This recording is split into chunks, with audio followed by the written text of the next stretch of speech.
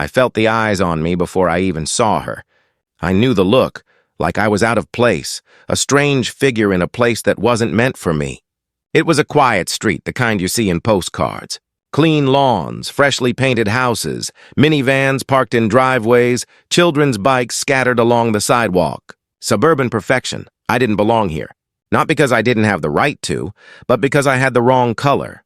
I kept walking, my steps steady, mind focused on the road ahead. I'd been here before. Never got used to the looks, but I was used to ignoring them. That's how you survive, right? Keep moving. Keep your head down. Don't make waves. But today, something was different. Maybe it was the way she stood there, watching me from across the street, clutching her phone like it was a lifeline. Her eyes followed me as I walked, a subtle shift of her body as if she was making a mental note of my every move. I kept walking, trying to ignore her. But then, the words hit me like a punch to the gut. "Excuse me, are you lost?" I stopped, turning slowly. She was already walking towards me, her phone pressed to her ear. "No," I said, trying to keep my voice calm. "Just taking a walk." She didn't say anything at first, just stared at me like I was something to be studied. "Are you sure?" she asked, her voice tight. "Because, well, this isn't really a place for you." I blinked, processing what she said, but the words didn't make sense. I wanted to say something, anything, but all I could do was stand there, frozen in the moment. She had no idea who I was, no clue where I came from. And yet, there she was, making assumptions about me based on my skin color. I could feel the heat rise in my chest, my breath catching in my throat. "I'm fine, thanks," I said, my voice barely above a whisper, but she wasn't done. "I'm going to have to call the cops," she said, her words hanging in the air like poison. "I think you're up to something." I felt the blood rush to my face. The police, of course. She couldn't just leave it alone, could she? I didn't say anything. I didn't know what to say. What could I say? It was always the same, wasn't it? The color of my skin gave her permission to treat me like I was something less than human.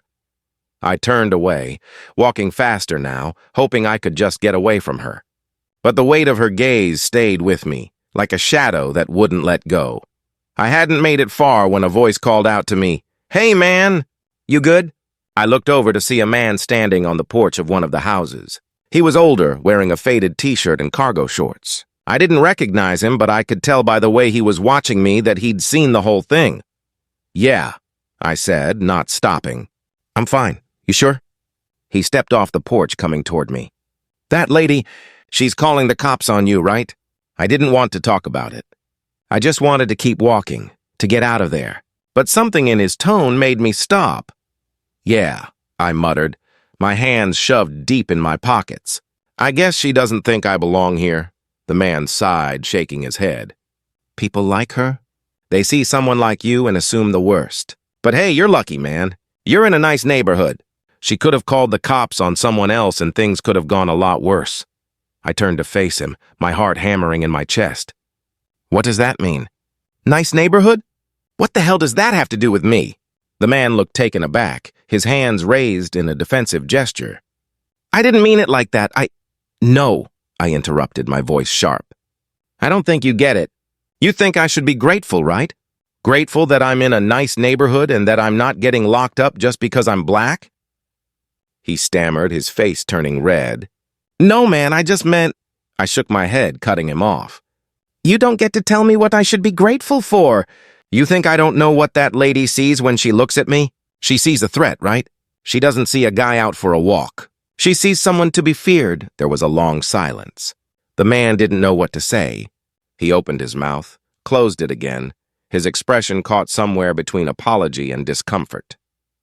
"You're not the first to think that way," I said, my voice a little quieter now, but still edged with frustration. "But I'm not the one who has to fix it. She does. You do. The people who look at me and decide who I am just by the color of my skin. That's on them, not me." The man shifted his weight, clearly uncomfortable. "I hear you, man. But I'm just saying, you're lucky it's not worse, you know. Some people, they don't get that second chance." I didn't want to hear it anymore. I didn't want his pity, his half-hearted attempt at sympathy. I didn't need to be told I was lucky, as if somehow my life was a game of chance. I started walking again, faster this time, trying to get away from all of it. But as I walked, I couldn't shake the feeling that nothing had changed. Not really. Not for me. Not for her. I could feel the anger still simmering in my chest. The injustice of it all. But there was something else too, something deeper. This wasn't just about her. This wasn't just about one woman calling the cops. This was about a world where people like me were always on trial, where every step I took had to be measured, every look had to be earned, and the worst part? No one even noticed. I heard the sirens long before I saw the car, and as soon as I did, I felt that familiar pit form in my stomach. It wasn't fear, not exactly. More like the heavy weight of inevitability. I knew what this was, knew what it meant to be black and stand in front of the police. I stood there in the middle of the sidewalk and watched as the police car slowed to a stop just a few feet away. My heart was thudding, but my body stayed still. I didn't want to give them a reason to escalate things. The door opened, and Officer Collins stepped out. He was tall, broad-shouldered, wearing his uniform like it was his second skin. His eyes found mine immediately, scanning me like I was a problem to solve. "Can I help you?" he asked, the words dripping with skepticism. I swallowed, trying to keep my voice calm. "I'm just walking through the neighborhood." "That's it? Walking through?" He stepped closer, his tone now sharp, like I'd just given him a reason to be suspicious. "This isn't exactly the kind of place where people like you—" I cut him off before he could finish. "Like me? I'm just walking, man," like I said. His eyes narrowed. He didn't like that. "So you're just out for a stroll, huh? In this neighborhood?" My throat tightened, but I refused to back down. "Yes, I'm out for a walk. I live a few blocks away."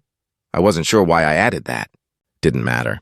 I could have been anywhere, and the result would have been the same. He wasn't hearing me. He was hearing his assumptions. Collins didn't even acknowledge my words. He just looked at me as if waiting for me to say something wrong. He stepped closer, the ground beneath my feet suddenly feeling too small. "You're not supposed to be here, not in a place like this," he said, his eyes scanning me up and down, like I was some kind of alien. "This neighborhood's a bit exclusive." I clenched my fists in my pockets, trying to keep my breathing steady. "Exclusive? What the hell does that mean?" "You're not welcome here. You get that, right?" His voice was a little louder now, enough that I could feel the heat rising in my face. He was just saying it, wasn't he? Not even hiding it. I was barely holding it together, trying to stay calm, but something inside me snapped. I took a deep breath, pushing the anger down. "You don't know me," I said, each word heavy. "You don't know where I live, who I am, or anything about me." His lips twisted into a sneer, and he took another step closer, forcing me to look up at him. "I know you don't belong here." "That's enough for me." Something in me broke, something I couldn't put back together. The last thread of my calm snapped, and I couldn't hide it anymore. "What the hell is wrong with people like you?" I demanded, my voice rising without me meaning it to. "You think I don't belong just because of the way I look? You really believe that?" He didn't flinch, didn't even seem surprised by my outburst. He just stood there, his hand resting on his belt, the look on his face colder than I thought possible. "I'm not here to entertain your attitude," he said flatly. "I'm just doing my job." "You're not doing your job," I spat. "You're doing this because you've been trained to see people like me as a problem, a threat, a walking criminal. What the hell else do you want me to say?" For a moment there was silence, the kind that stretches on and on until it starts to choke you. Collins didn't answer. He didn't need to. He just let his gaze stay on me, unblinking, like he was waiting for me to crack. I wasn't going to crack. "Just let me go," I said, my voice quieter now, but still burning. "I didn't do anything wrong." "You've done plenty wrong," he muttered, eyes narrowing. "Walking in a place like this. Talking back. Acting like you deserve to be here. That's the problem." I couldn't even comprehend how sick that sounded. "I'm not the problem," I said, barely above a whisper. "You are.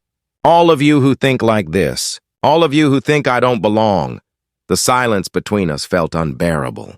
Collins took another step toward me, his posture stiff. "I don't have time for this. Move along, before I have to deal with you." I stood still, staring at him, the weight of his words pressing down on me.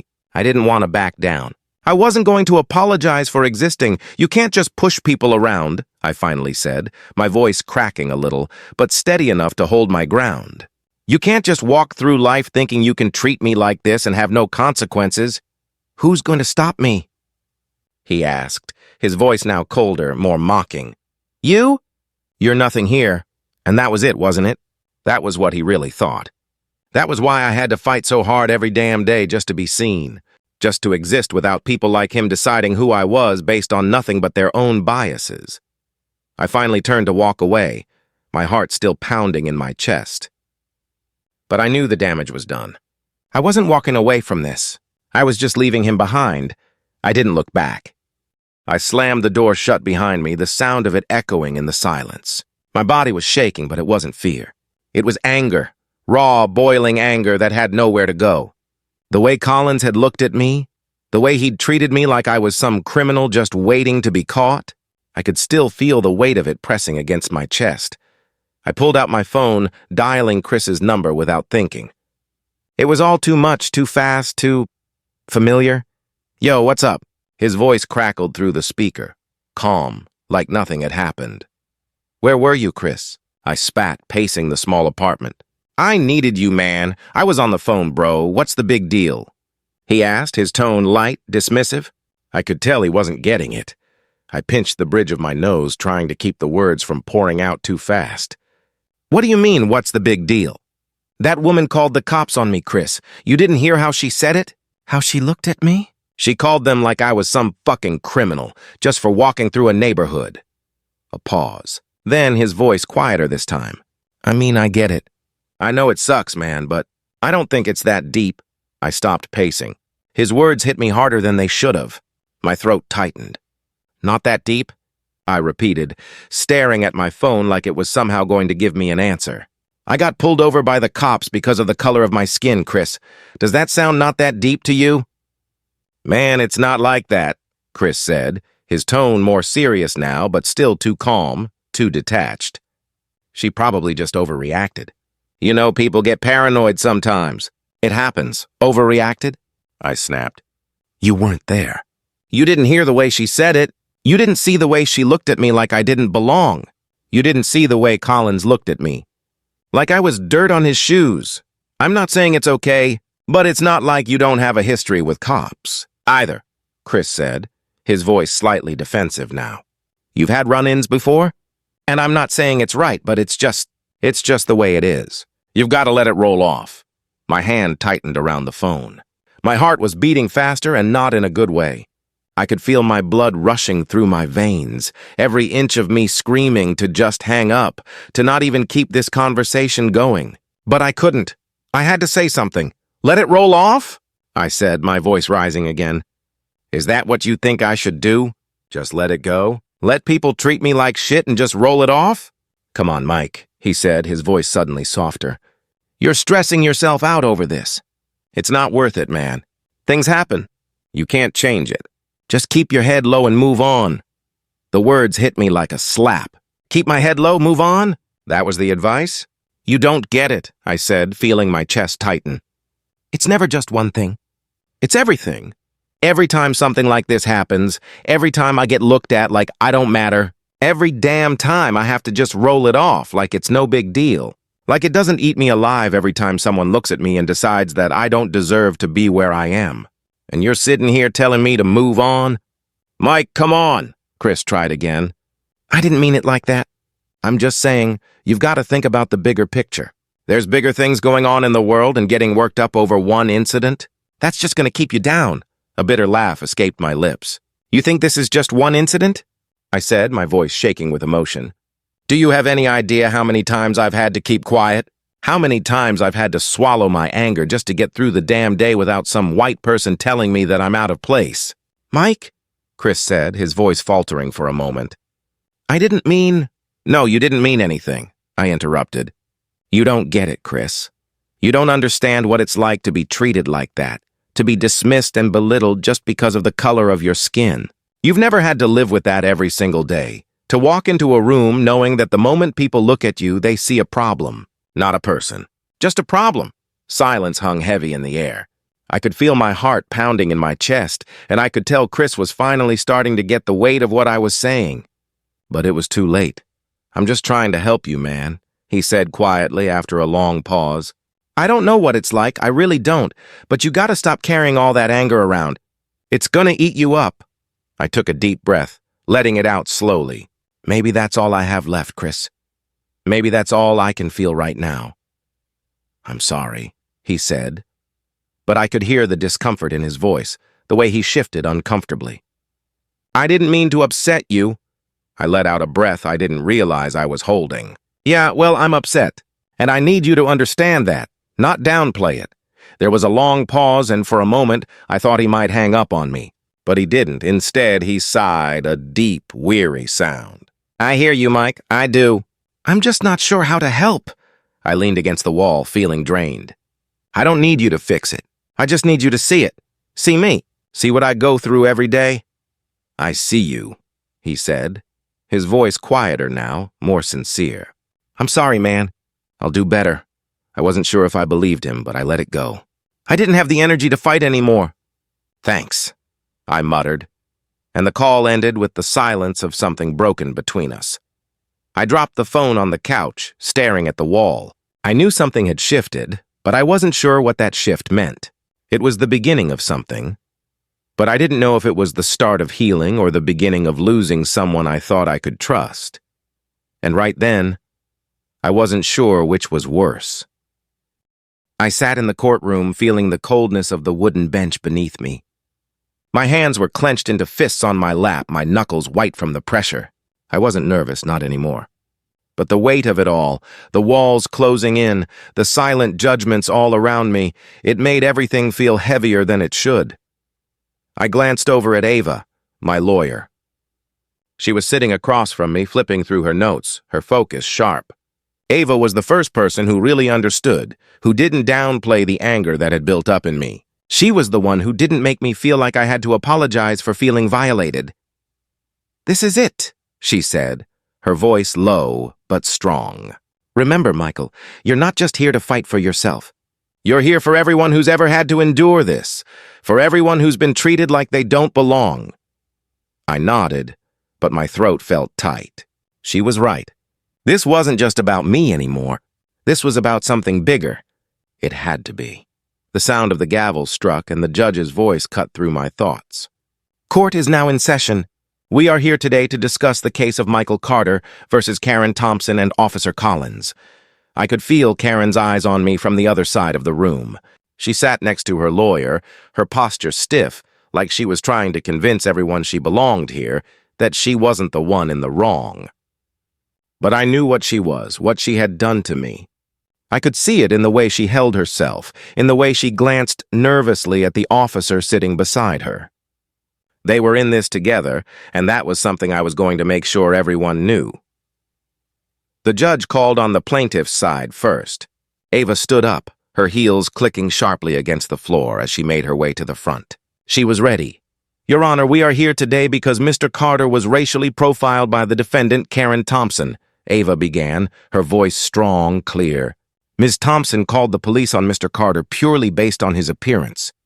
She saw a black man in a neighborhood she deemed exclusive and decided that he didn't belong there. The police were called, and Officer Collins, without hesitation, treated Mr. Carter as a criminal before even asking a single question." I could feel the anger bubbling up in me as I listened. It was everything I'd felt in that moment. It was everything I'd been through in my life, all packed into these words, and I couldn't let it go unnoticed. Ava continued, "Mr. Carter wasn't doing anything wrong. He was simply walking through a neighborhood, just as anyone else would. But Ms. Thompson and Officer Collins made the assumption that he was a threat based on his race. Karen's lawyer jumped in, her voice sharp. "Objection, Your Honor. We cannot assume that the defendant acted with racial intent. She was merely concerned for the safety of her neighborhood." The judge nodded slowly, but his eyes never left me. Sustained. "You may continue, Ms. Davis." Ava took a deep breath, then looked straight at Karen. "Ms. Thompson, in your statement, you said that you were just doing your part to keep the neighborhood safe." She paused, her eyes not leaving Karen's face. "Tell me, Ms. Thompson, how exactly did Mr. Carter pose a threat to that neighborhood? Was it the color of his skin? Was it his presence in a space where you thought he didn't belong? Karen shifted uncomfortably in her seat. I could see her hands trembling slightly, the only sign of the cracks in her facade.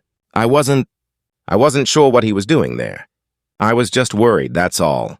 You never know with people nowadays. And that's the problem, isn't it? Ava's voice was calm, but there was fire behind it. You never know, so you decided that he wasn't worth the benefit of the doubt. You decided that because of his skin, he was a threat.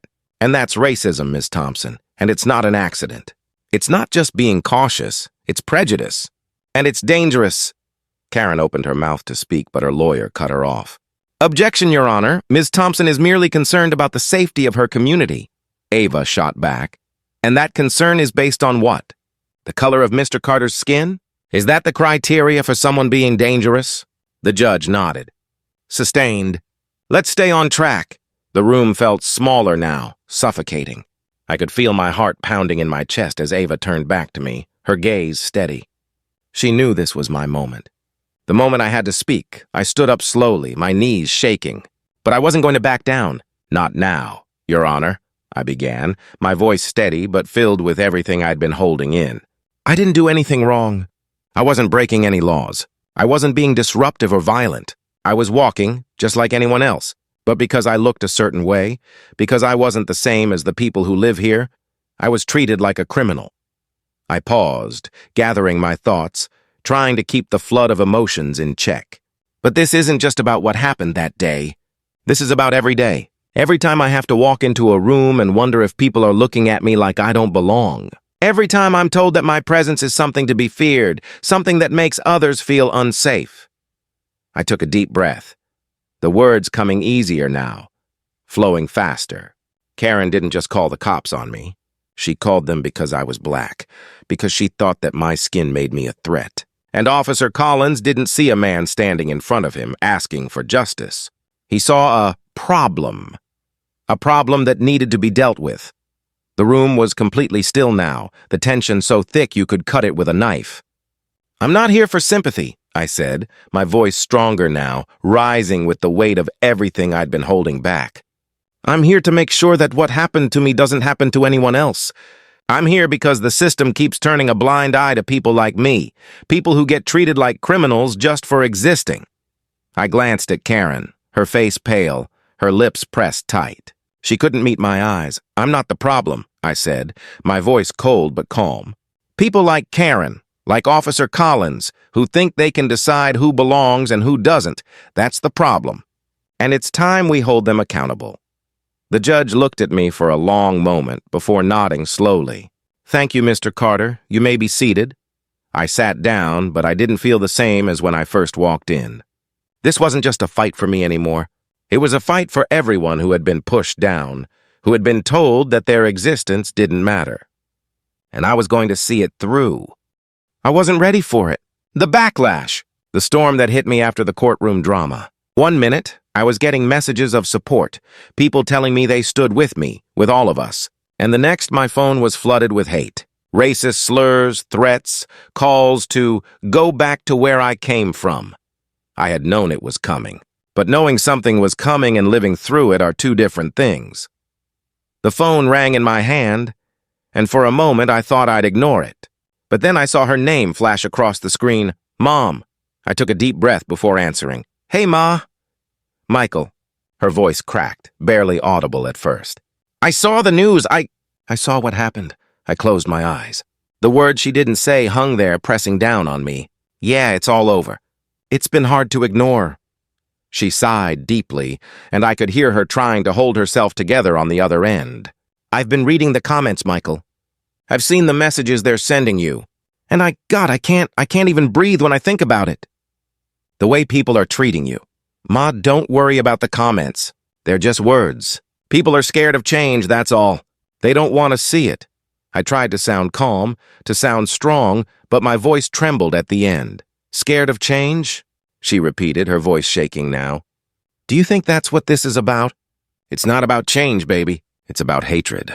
It's about the fact that people like you, like me, have been born into a system that doesn't give a damn about us. It's about the fear they've been taught to have when they see us, just for being who we are.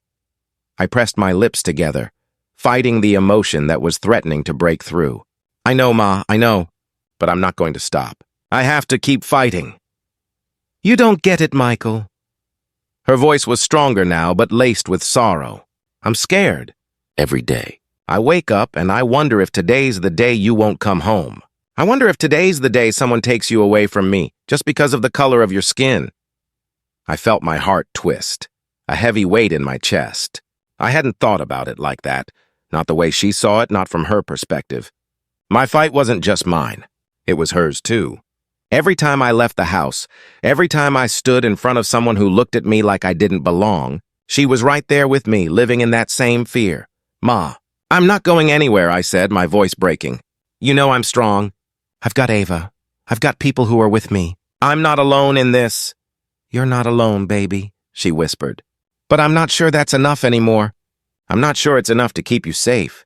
I look at you, and I see so much pain in your eyes, and I wish I could take that pain away from you. I wish I could make it stop. Ma, you can't. I stopped myself, swallowing hard. You can't fix this. No one can fix this but me. I have to do this. I have to stand up. But why do you have to stand up, Michael? Her voice was quiet, almost pleading. Why do you have to carry this weight? Why can't you just live? Be free? Why do you have to keep fighting against a system that's not built for you to win? The question stung harder than I expected. Because if I don't, Ma, then what? What happens when we all just let it go? Let them win? A long silence passed between us, and I could almost hear her thoughts swirling around, each one more painful than the last. Finally, she spoke, her voice softer now. I don't want to lose you. I don't want you to be broken like they tried to break your father. I don't want you to carry that weight and feel like you have to do it all alone. I've seen it, Michael. I've seen it in my own father, in your father. I've seen the way the world wears us down. My heart dropped. You think they'll break me too? No, she said, her voice firm but quiet. But I know they'll try. And I know how hard it is to come back from that. To keep fighting when the world keeps telling you that you don't matter, that your life doesn't matter. I let the words hang in the air for a moment. I'm not going to let them break me, Ma. I won't.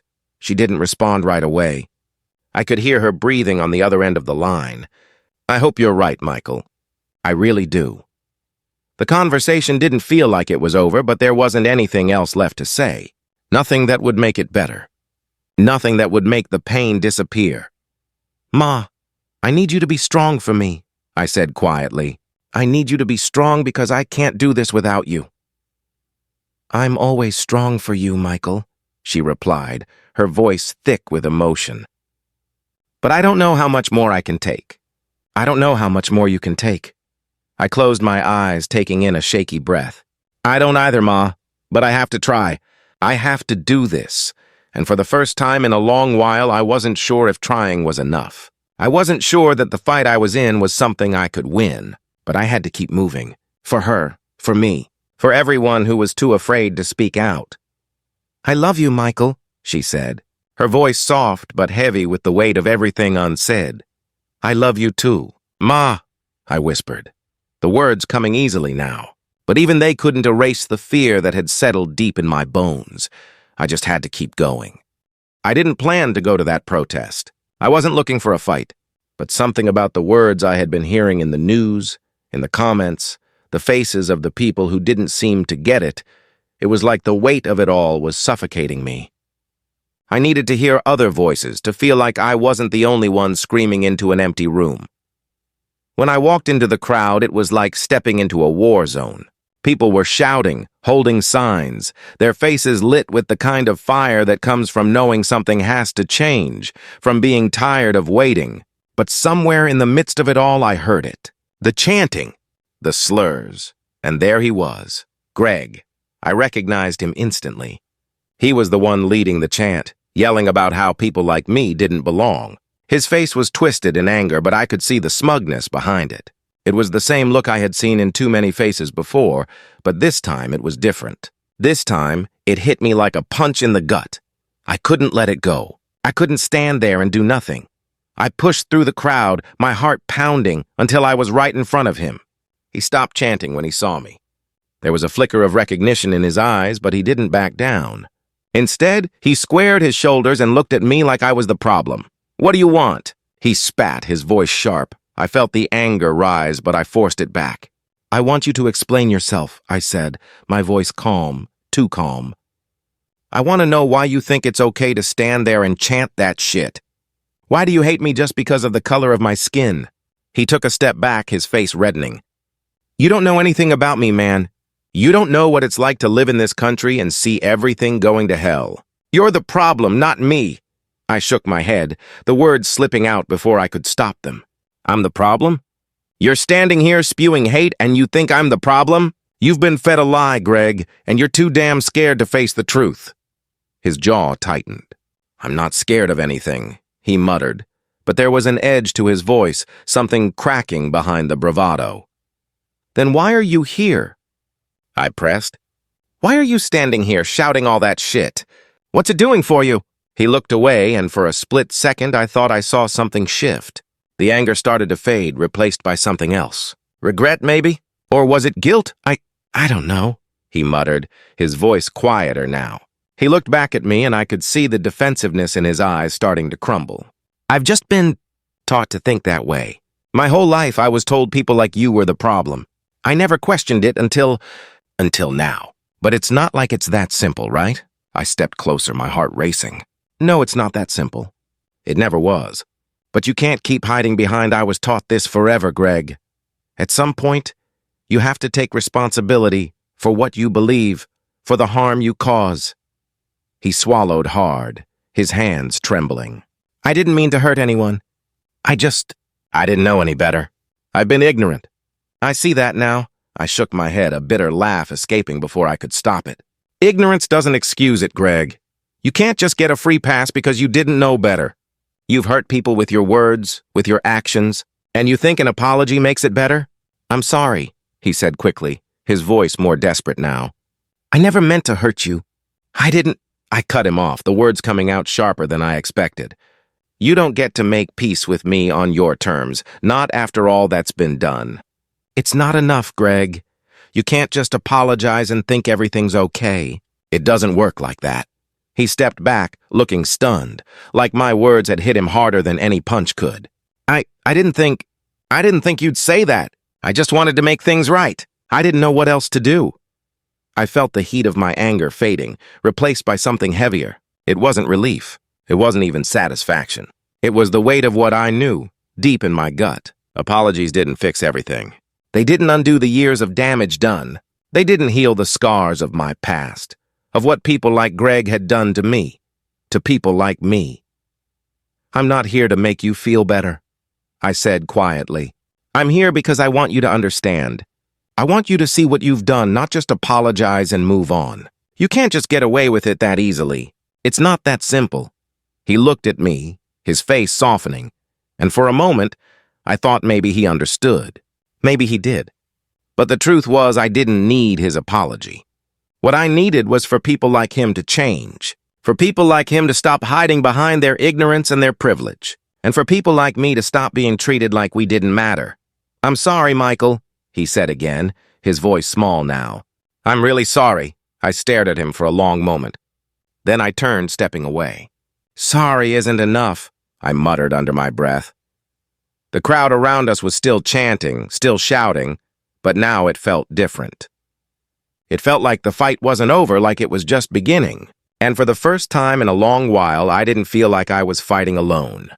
I sat in the courtroom, but this time it didn't feel like I was just another face in the crowd. The energy in the room had shifted, like the world was finally paying attention. The media was here, cameras clicking, reporters scribbling. And the judge, he was listening. Really listening. Karen sat across from me, looking nervous, her hands folded tightly in front of her. Her lawyer was talking to her in hushed tones, but I could see the unease in her eyes. This wasn't going how she expected. It was supposed to be easy for her, wasn't it? Call the cops, make her accusation, and go back to her life. But now, she had to face the consequences. I could feel the weight of the room pressing on me, but I didn't shrink under it. This time, I wasn't just going to let them silence me. This wasn't about one person. This was about everyone who had ever been silenced, everyone who'd been pushed aside because of who they were. I wasn't here to play by their rules anymore. Ava was sitting next to me, her hand resting on my shoulder. I could feel her confidence, her belief in me. She didn't need to say anything. I could hear her faith in the silence. The judge called for order, and I stood up when it was my turn. I didn't hesitate. I wasn't nervous anymore. Your Honor, I began, my voice steady, cutting through the tension. I'm standing here today not just as a victim of racial profiling, but as a person who has been forced to carry the weight of this system for my entire life. I've been treated like I'm less than human, like my presence in spaces where I am not wanted is a crime in itself. I paused, letting my words sink in. I could feel the eyes in the room on me, but I wasn't afraid. Not anymore. Karen, you called the police on me because you thought I didn't belong in this neighborhood. You saw me and you made a decision, one based purely on the color of my skin. You decided that I was a threat, and you treated me like I was a criminal before you even knew my name. Karen shifted in her seat, but she didn't say anything. She was trying to hold it together, but I could see the cracks. She knew she was losing. And Officer Collins, I continued, my eyes locking on his. You didn't even hesitate to treat me like I was the problem.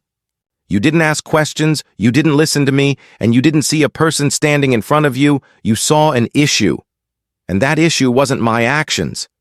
It was the fact that I was black, and that alone made me dangerous in your eyes. The room was silent now, every word I spoke hitting harder than the last. I could see the judge's face shift, his expression no longer one of indifference. His eyes softened, just a little. I'm not here to ask for forgiveness, I said, my voice quiet but firm. I'm not here to beg for understanding. Because the truth is, neither of you deserve to be forgiven until you understand the harm you've caused. And that goes beyond me. It goes beyond this case.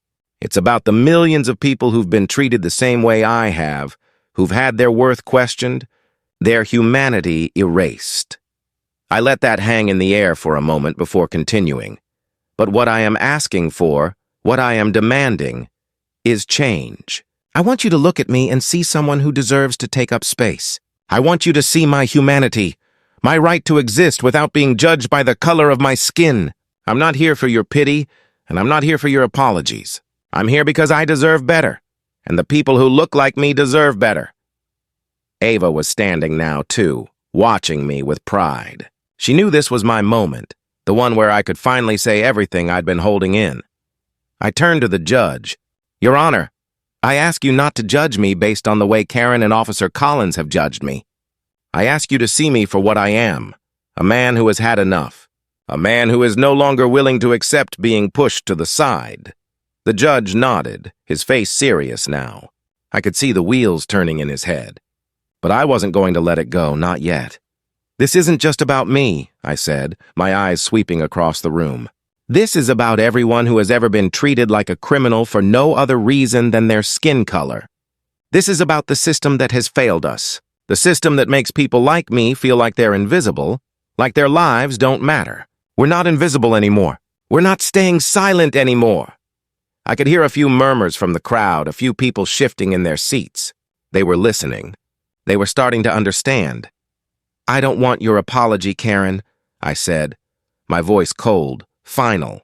I don't want your sympathy, Collins. I want you to face the truth of what you've done and the system you're a part of. And I want change. I turned away from them, standing tall, my shoulders back. I wasn't broken anymore. This wasn't just about me taking a stand. It was about everyone who had been silenced by this system for far too long. The judge spoke then, his voice deeper, more resonant. Thank you, Mr. Carter. We'll take a short recess before we continue. I sat back down, feeling the weight lift off my shoulders just a little. I wasn't sure how this was going to end, but I knew one thing. I had spoken my truth. I had said what needed to be said, and for the first time in a long time, I felt like I had control over my own future. Karen, sitting across from me, didn't say a word. Officer Collins kept his eyes fixed on the table in front of him, his expression unreadable, but I wasn't the same man who walked into that courtroom anymore. I sat in my apartment staring at the wall, the weight of the last few days pressing down on me. The courtroom was over, but the real battle had only just begun. The news had spread like wildfire, and Karen was the face of everything that was wrong. She didn't know it yet, but she was losing. I didn't want to feel sorry for her. I really didn't. But when I heard her voice crack through the phone, begging her husband to come home, something inside me softened. She wasn't the strong, confident woman who had called the cops on me. She wasn't the one who had looked at me and decided my existence was a threat. No. Now she was just another person caught in the weight of the lies she'd built her life around. Her voice broke when she finally answered. "Jason, I need you home, please." I didn't respond immediately. I just let her words sit in the air. I knew where this was going. It was the same thing that always happened when the world caught up with people like her. She was realizing that her actions had consequences. "I'm on my way, Karen," Jason said. His voice was flat, like he had already decided what was coming, but he didn't have the energy to fight it. She hung up, her breath shaky. I didn't know what it felt like to have someone you love turn their back on you. But I imagined it was something close to this. The door to their house clicked open, and I could hear her frantic voice before I even saw her.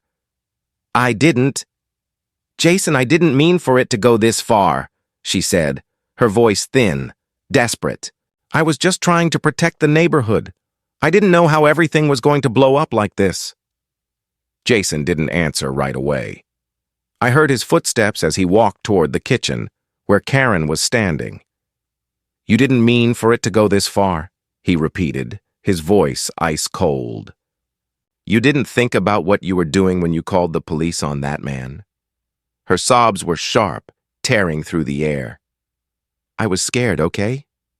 I was just scared. I saw him walking, and I couldn't help myself. I thought he didn't belong. I thought I was doing the right thing. I thought I was keeping everyone safe." Jason's voice was quieter now, like he was speaking through gritted teeth. "Safe? By calling the cops on a black man just for walking through the neighborhood? That's your idea of safety?" She was quiet for a moment.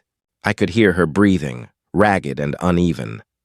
Then she spoke again, her words coming out in a rush, like she was trying to justify herself. "I didn't mean to hurt anyone, Jason. I didn't. I was just trying to make sure my family was safe. I didn't know he would be treated that way. I didn't know he'd be—" Her voice cracked. "I didn't know he'd be humiliated like that." Jason was silent for a moment, and when he spoke again, his voice was barely a whisper. "Karen, you can't keep making excuses. You did it. You called him a threat. You made him feel like he didn't belong, just because of how he looked. You chose to make him the enemy." I felt a knot tighten in my chest. This was it. This was the moment when Karen's facade finally started to crumble. She had always been the one who stood behind her actions, never once questioning what she had done. But now, with the whole world turning against her, she was grasping for something to hold on to. "I didn't know. I didn't know," she repeated, her voice pleading now, as if her husband's silence could somehow erase what she'd done. "I didn't want to hurt anyone. I just thought I was doing the right thing. I just thought I was—" Jason's voice hardened. "You thought you were right, Karen, but you weren't. And now look at what it's cost us. Look at what it's cost him. You've torn everything apart for a lie, and I don't think I can just forget that." Her sobs intensified, and I could hear the sound of her collapsing onto the floor like she had no strength left to stand. "I don't know what to do," she cried. "I don't know how to fix this. I've ruined everything." Jason didn't respond right away, but when he did, his words felt like a heavy weight. "I can't help you fix this, Karen. Not this time." The silence that followed was deafening. I could almost feel the emotional distance between them growing. Karen's sobs were quieter now, broken, as she realized the full extent of what had happened. "Jason, please." Her voice was barely a whisper. But Jason didn't answer. He walked out of the room, his footsteps echoing in the distance. Karen was left alone, her body trembling with the weight of what she'd done. She was broken, and I could feel the emptiness in her words. This wasn't just about one mistake. It was about years of ignorance, of privilege, of turning a blind eye to the pain she had caused. Now, she was left to face the consequences. I wanted to feel sorry for her. I really did. But I couldn't. Not after everything she had done to me, to so many others. She had been the one to make me feel like an outsider, to make me question my place in the world. She was the one who had tried to destroy me with a single phone call. I didn't need her apology. And I didn't need her pity. What I needed was for her to understand the damage she had caused, the lives she had torn apart with her ignorance. But I knew that would never come. Not from her. I stood up from where I had been sitting, my heart heavy with the weight of everything that had been said. I wasn't angry anymore, not with Karen. I was just exhausted. Exhausted from the years of fighting, exhausted from the lies and the pain. But I wasn't done. I couldn't be. Not while people like Karen were still out there believing they had the right to control who belonged and who didn't. The power had shifted, and I wasn't going to stop until it stayed with me. I stood at the podium, my hands gripping the edges. The crowd was massive. Faces, some hopeful, some skeptical, all waiting for something, anything, that would tell them we were heading in the right direction. I'd been here before, but this time felt different. The weight of the mic in my hand, the air charged with anticipation, it felt like my words could shift the earth beneath our feet. The rally was organized to amplify the voices of those like me, who had been silenced for too long, who had been dismissed as other, who had been made to feel invisible. Ava was somewhere in the crowd, probably watching me, her unwavering support still a constant reminder that I wasn't doing this alone. But right now, it was just me, and them. "Thank you for being here," I began, my voice steady, calm, but firm. The words were simple, but they carried the weight of everything I had been through, everything I was still fighting for. Thank you for showing up for those who couldn't, for those who don't have a voice, for those who are still out there, still waiting for a world that listens. The crowd responded with murmurs and nods, but I could feel their eyes, their hearts, pulling me forward. I took a deep breath, letting the silence settle around me for just a moment. I stand here today not as a victim, but as someone who has learned to stand tall in a world that wants to keep me down. I've been called many things: threat, criminal, outsider. I've been judged by my skin, by my presence, by the mere fact that I exist. I paused again, letting the weight of those words hit. This wasn't just about me. It wasn't about my struggle alone. This was about everyone who had been looked at and dismissed, treated as less than human, as a problem. This was about the fight for dignity, the fight for respect, the fight for our humanity. And I know I'm not the only one here who's been called names, who's been treated like they don't belong. I'm not the only one who's had to fight just to take up space, just to breathe. My eyes scanned the crowd, looking for the faces that mirrored my own struggle. I could see them. The ones who had been told they didn't matter. The ones who had been made to feel small. We've all had to fight. The crowd shifted. I could feel them listening, feeling every word I said. But here's the thing, I continued, leaning into the mic, my voice cutting through the stillness. We're still here. We didn't go away. They tried to bury us with their words, with their hatred, with their fear. But we didn't let them. We won't let them. I stepped back for a moment, feeling the eyes of the crowd on me, their energy rising. Ava's voice echoed in my head, reminding me of the first time we talked about this moment. The first time she told me that speaking up wasn't just for me, but for everyone who was too afraid to. This fight isn't just about getting justice for me, I said, my voice gaining strength. It's about getting justice for all of us. For the people who were told to shut up, to step back, to know their place. We're done being told we don't belong. We're done being told our lives don't matter. We're done being treated like we're invisible. I could feel my pulse racing, but there was no fear now. There was only fire, only resolve. We don't have to scream to be heard. We don't have to yell to make them listen. All we have to do is stand. And that's what we've been doing, isn't it? We've been standing, even when they've tried to push us down. I paused again, letting the words sink in, letting the silence fill the space. This wasn't about noise. This wasn't about shouting to drown out the other side. This was about standing firm in who we were, who we are, and who we're going to be. The truth is, I said quietly, my tone shifting, justice doesn't always come with a loud voice. It doesn't always come with a protest or a rally. Sometimes justice is quiet. It's the moments when we say, I'm still here. It's the moments when we stop asking for permission to exist and just exist. It's when we stop waiting for someone else to give us our dignity and start taking it for ourselves. I looked out over the crowd, feeling the energy shift, the unity of a people who had fought too long for their place. And today, right here, right now, we take that power back. We take back our voices. We take back our space. And we show them that we are not going anywhere. A wave of applause rolled through the crowd, their cheers filling the air. But I didn't wait for it to settle. I had more to say, more that had been building up for so long. Here's the thing, I said, leaning in once more. This fight isn't just about today. It's about tomorrow. It's about the future. It's about the children who will never know the pain we've lived through. It's about making sure that they don't have to stand here one day and ask why they're still being judged by the color of their skin. It's about breaking the cycle. I felt the eyes of the crowd on me, their energy pushing me forward. This wasn't just about me anymore. This was about every single person who had ever been made to feel small. Every person who had been told they didn't belong. We speak not to make them listen, I said, my voice steady and full of purpose, but to make ourselves heard, and we will be heard. I could feel the weight of those words settle deep inside me. It wasn't about changing everyone's mind in a single speech. It was about giving people the strength to speak up, to stand tall, to claim their right to exist without apology, and for the first time in a long while, I felt the power of it. The power of standing up, the power of being heard.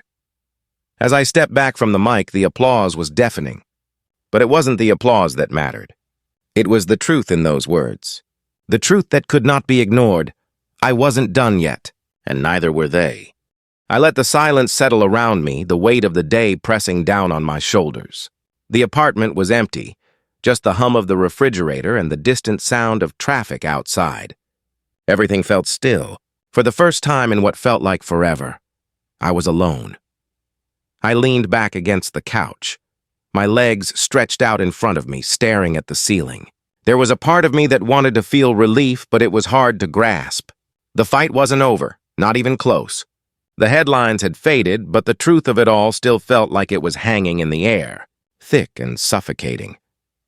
But I had changed.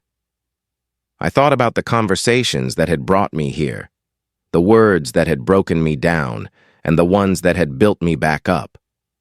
Mom's voice was still fresh in my mind, the fear she couldn't hide when she told me she was scared I wouldn't come home. Chris's hesitation, the way he couldn't fully see what I was going through.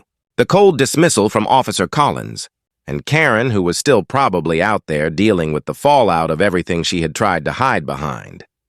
I exhaled slowly. The fight had been heavy, but I wasn't as angry anymore. I didn't need to scream to be heard. I didn't need to prove anything to anyone. I had done that. I had stood in front of those who tried to silence me, and I had spoken my truth. But the anger, it wasn't the same.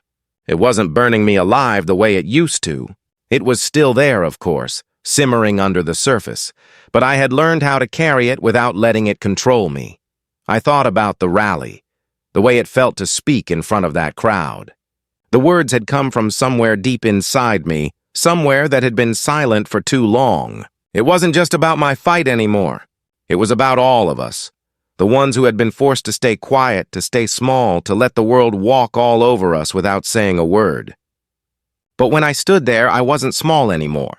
I wasn't invisible, and neither were they. I closed my eyes for a moment, remembering Karen's face in the courtroom. The way her mask had cracked when she realized that her justification wasn't going to hold up. The shame in her eyes, the way she had tried to justify everything she had done, but couldn't. She had tried to control the narrative, tried to make it seem like she was just trying to protect her neighborhood, but deep down she knew what she had done. And I knew deep down she would never truly understand. Maybe it wasn't my job to make her understand anymore. But I knew this. Her actions hadn't just hurt me. They had hurt her too. They had taken a toll on her, and no apology, no regret could ever erase that. And that was the power shift. I had become the one who was seen. I had become the one who stood up. A quiet sigh escaped me, and for the first time in weeks, I let myself breathe. I wasn't fighting alone anymore. I didn't feel like I had to carry it all. I had people, a community that had come together in ways I couldn't have imagined. There was strength in unity, strength in the voices that were finally being heard. I stood up from the couch, my legs stiff, and walked over to the window. The city stretched out before me, a constant living thing. But I was no longer just a bystander. I wasn't waiting for things to change. I was part of that change now. The system wasn't going to fix itself. But I was going to be there every step of the way, pushing, fighting, speaking up when the world tried to stay quiet. The sky was darkening. The streetlights flickering on, but there was still light out there. Light in the people who were finally starting to see us. Light in the truth we were finally starting to speak. "This isn't the end," I whispered to myself, my voice steady. "It's the beginning. I wasn't done. I wasn't going to stop until I saw a world where people didn't have to fight to be seen, where the color of my skin wasn't something that made me a target, where justice didn't just exist for some, it existed for everyone." I turned away from the window, feeling a quiet strength settle in my chest. It wasn't a fight I was going to win overnight, but it was a fight that would be fought day by day, word by word. And I wasn't backing down, not now, not ever.